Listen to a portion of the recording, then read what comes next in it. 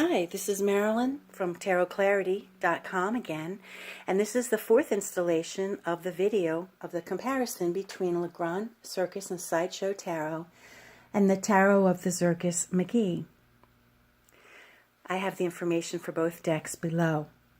One of the things I failed to mention, at least for the LeGrande Circus Tarot, is that each of the suits represents a particular individual or a particular class or group of individuals that work the circus. The wands were the group that were the muscle, the hard workers, the people who pitched the tents and took them down. And so it's very appropriate and also fitting that the Ace of Wands is a hand, as traditional with the Rider-Waite-Smith Tarot, with clouds in the background. The wrist of the individual has a partial, well, we can't see the whole thing, but it's a tattoo of a clown face, and we see the tents in the background. The Ace of Batons in the other tarot deck, the Zirkus Magi, also has a hand reaching a log which has some leaves on it and falling off, and I'm wondering if they're using the same idea of the workers, because we see the workers putting up something like a tent, I guess. With the Two of Wands and the Two of Batons, we see an individual worker. The one on the left with the LeGrande Circus Tarot has a globe in his hand, kind of reminiscent of the Rider-Waite-Smith deck. He's looking out, I imagine, to the other workers who are helping him assemble or pitch the tent. The Two of Batons with the Zirkus Magi Tarot is a bit different. We have, the key word here is decision, and we have an individual with flaming batons, one in each hand, and also it looks like a birthday hat on his head. Unless I'm mistaken, it looks like some kind of party hat. And these look like bowling pins. I'm not really quite sure what they are.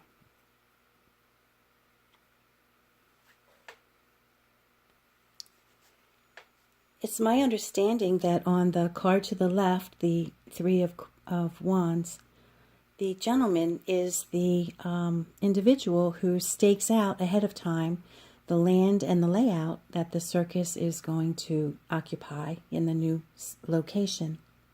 And so they have not yet arrived. Now it's interesting that the Three of Batons of the other deck has a similar theme, a procession. I'm imagining that that's the time when the circus comes to town. So they both have a similar take, if I'm understanding it correctly. The card on the left really mimics nicely, using elephants, the image of the Four of Batons in the Rider-Waite-Smith, although they're I guess it doesn't really, but it gives me the same feeling. We have two elephants who are the workhorses of the circus, let's face it, and they're having a brief moment of maybe freedom, they're not working, so they have a brief respite of time together. And the Four of Batons on the right, the key word here is community. The signs on the tent say Daily Brothers Circus Big Show main entrance. And so it has quite a different feel. It's not necessarily traditional at all with the Rider-Waite-Smith deck, but it nevertheless offers a meaning to it. It's like the congregation, the group of individuals who work together, and they're also obviously taking a break, just like the elephants are. You may have noticed in the previous video I did, number 3, I kept accidentally calling elephants lions. I don't know why I did that. And then one of the times I referred to it as a lion and I didn't even catch myself. So I must have a thing for lions. But at any rate, both of these cards seem to be individuals, whether they're elephants or people, at peace or, having a leisurely moment with their peeps. The 5 of batons on the right side uses the keyword, the big CLEM. Now, if you weren't a person who did a little research on this particular tarot before using it, or if you weren't a circus individual, you wouldn't know what the big CLEM was. But nevertheless, you can tell that it's some type of, fight between what appear to be 2 workers from the circus. But I believe a big CLEM is a term for when a circus person gets into a fight with one of the townies. But both of these fellows look like they belong with the circus, so I don't really know. In fact, this gentleman here reminds me of Fatty Arbuckle, who was another, silent clown of the silent film time. So I'm not really sure. And they don't appear to be like really knocking each other out or anything. It just seems to be like maybe a playful, punching around, if there's such thing as playful punching around. And these fellas obviously are the individuals who are supposed to be constructing the tent. But there seems to be quite a bit of confusion. Whenever I see the 5 of batons in any Rider-Waite Smith rendition, it always makes me think of when my kids were little and we used to go camping, and their father and I used to struggle with the tent. I mean, it's just like all the poles. You're arriving late. You got little kids running around, and you got all these poles, and you don't know where they're going, and it might look very confusing, so it always reminds me. And so it lends itself perfectly well to these individuals constructing the circus tent and the confusion that there is. Now, whether or not they're fighting, I don't know, but at least 2 of them seem to be smiling. And so it like the other card, there just seems to be, camaraderie between them. Both these decks seem to follow very, relatively closely the Rider-Waite Smith tradition. And sometimes I'm tempted to say that this is like a Crowley deck, except that it's not, because it has a lot of Rider-Waite Smith associations, connections, so it's kind of a hybrid, it's not quite a Crowley deck. It's not quite, of the school of Rider-Waite Smith. So it's kind of a hodgepodge kind of deck, but nonetheless, they both sort of represent, the triumph. Now, the key word here is obviously triumph, and we have the flowers that is often given to the winner. And the young lady on the horse, she's obviously the same individual illustrated in the background poster. So she must have done a fine job, and she must be unparalleled in the circus. And the other individual in the other card, the LeGrande card, I guess the day is done, or they've assembled the tent, or they've taken it down, and they're in transit somewhere, who knows, but whatever they just got finished doing, they did it well, and they seemed rather pleased with themselves. They all appear to be smiling. And again, it very, he's not on a horse, but he very,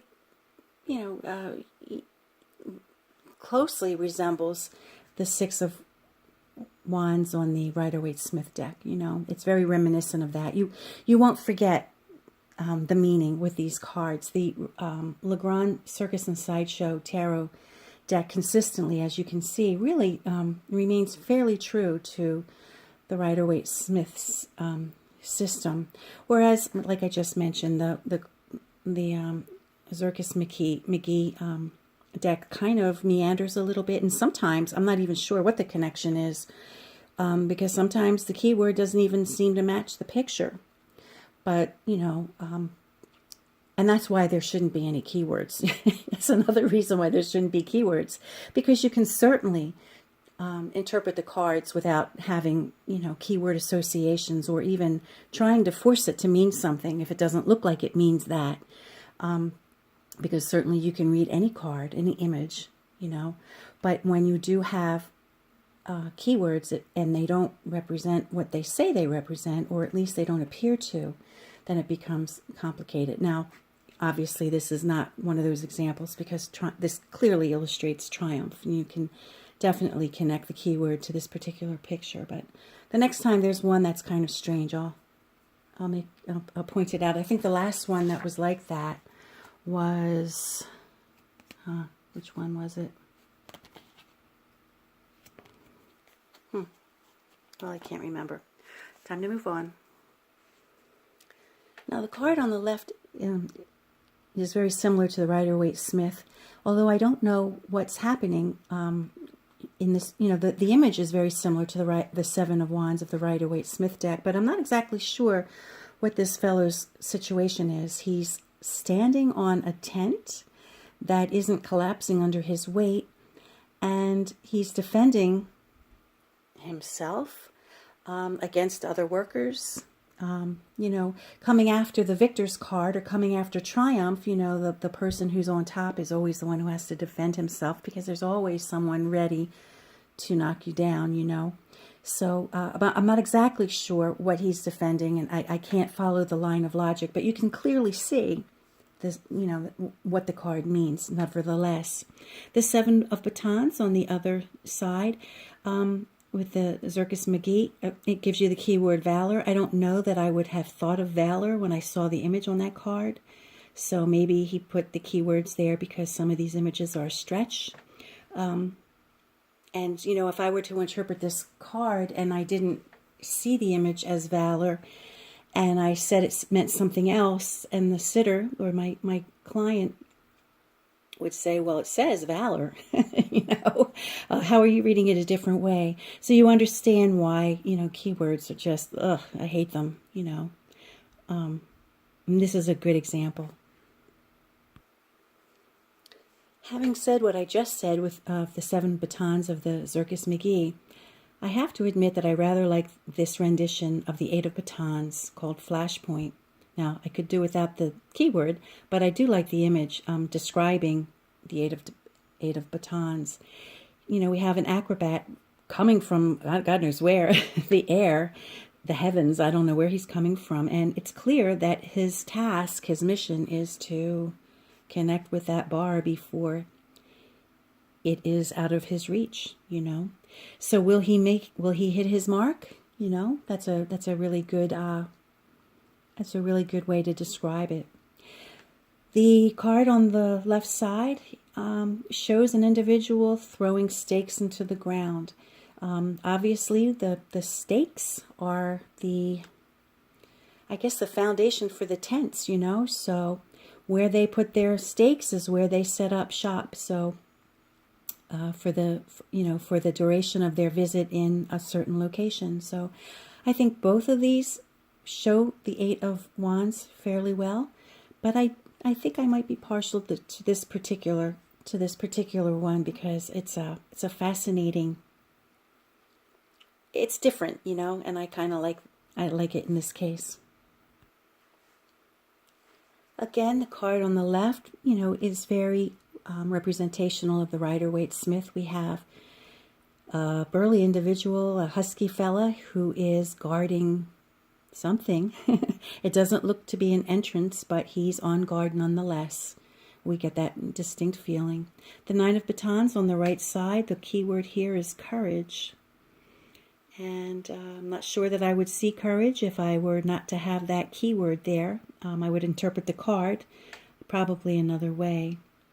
I probably would not make the association. And also, I'm not even sure that there's 9 batons there to count, you know. So without the 9 of batons on the top and a keyword on the bottom, I'm not really sure I would even know that that was the 9 of batons because, you know, I don't think I even see 9 batons, to tell you the truth. I see about 4, maybe 5, maybe 5. And, you know, thankless work of the elephants. I guess this is why, and for good reason, they, you know, can no longer be used in the circus.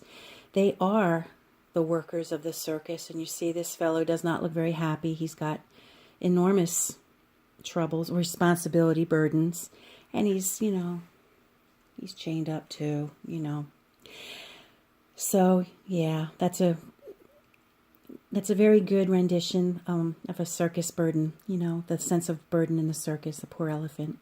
And the Ten of Batons on the right, well, he's got two individuals on a barrel, and he's got the barrel in his mouth. Something is holding on, like some kind of tab or something is in his mouth, and then maybe he's holding on to some kind of handle on the jug, and he's carrying these two fellas by his teeth and by his hands. So, yeah, I guess that's a burden. It's a strange burden, but it's a burden.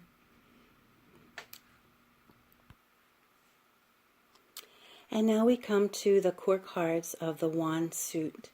On the right, we have the baton bill poster, and again, he's very similar to all the other pages of this deck, with the exception that he has a brush, which I guess symbolizes the baton of his suit. And he's, again, advertising that the circus is here. Now, you know, we wouldn't give each one of these pages the same meaning, you know, but clearly it appears as though the meaning of the page in any of these suits of the Zirkus Magi is a message of, represented by whatever the suit suggests, you know, and the other cards that are around it. But there is not a whole lot of difference between the batons. At least the knights and the queens and the kings have personality, you know, but the function of the batons, at least from the Zirkus Magi, and my impression is that they serve no other purpose than putting up signs announcing the circus's arrival, and they will have an object of the suit.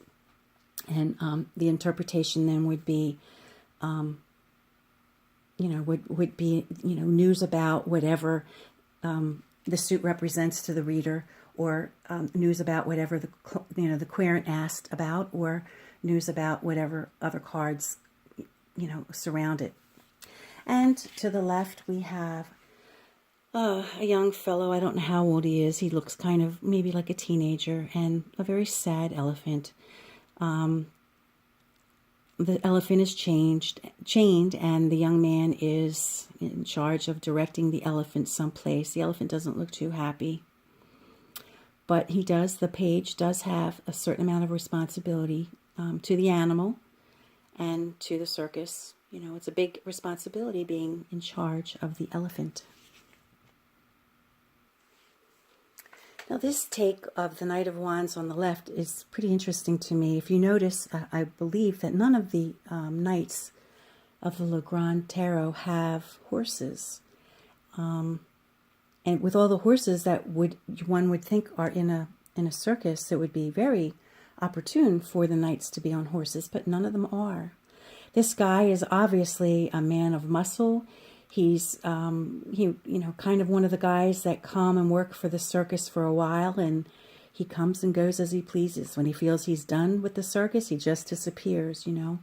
And for some, that might be a definition of who the Knight of Wands can be.